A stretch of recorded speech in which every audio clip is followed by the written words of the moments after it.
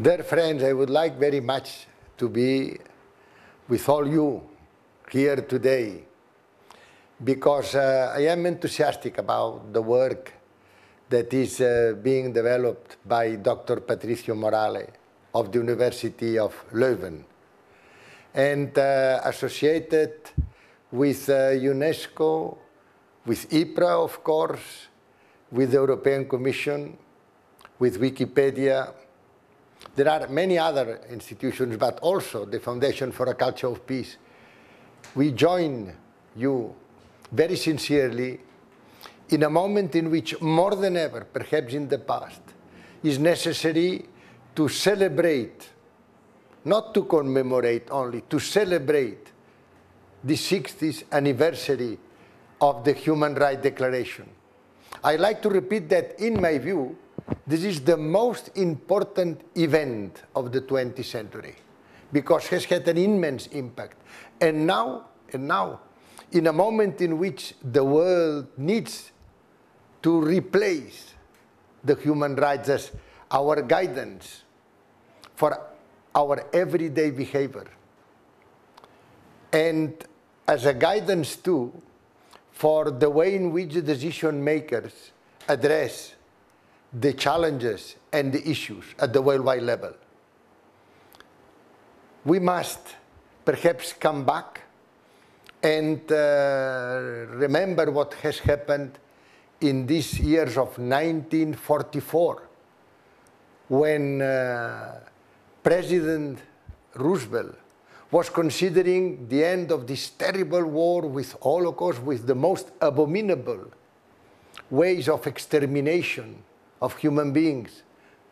And he thought that the best way could be to rethink what already his predecessor at the end of the First World War, Woodrow Wilson, has already started to have the Society of Nations, to have a League of Nations able to address altogether the problems of the world governance.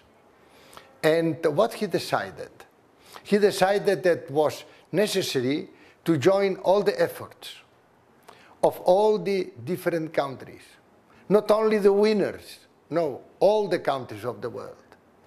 And the United Nations is precisely this. It's a core of the United Nations, but at the same time we have in the system one organization for work, one organization for health, one organization for education, science and culture, one organization for food, and is in this way in which it will be possible today to redress the present trends, because what has happened is that in the Charter, as you know, the preamble, that is a so enlightening document, as it is the Constitution of UNESCO.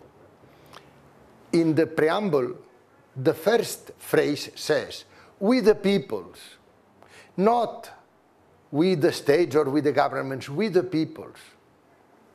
We have resolved to save the succeeding generations from the scourge of war. What this means? This is today extremely relevant. We the peoples. And this is again what we must be aware of, our responsibility. We, the peoples, we, those that normally are as spectators, as receptors, instead of being actors of our life, of our everyday life. To be educated means that you act according to your own reflection. We must have time to reflect. We must have time for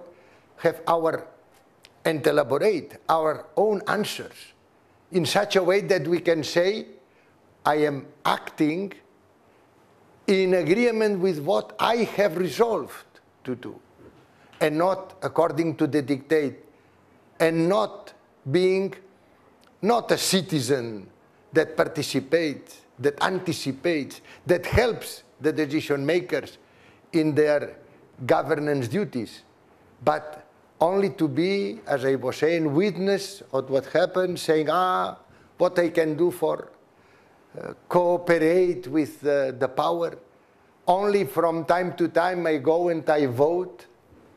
I have repeated many times that democracy is not to be counted every 4 or every 5 years.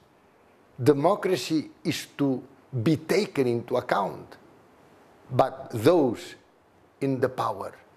And therefore, as I was saying, in this year of 1945, with the foundation of the United Nations, was really some expectations that we the peoples, we will be building peace. Because normally what we talk is about not peace building, but about peacekeeping. No, no. What it is said in the United Nations Charter is we the peoples, we have decided to avoid war, to build peace every day with our behavior. And what is our commitment? The succeeding generations. And some months later, in London, UNESCO's constitution is another document that inspires so much.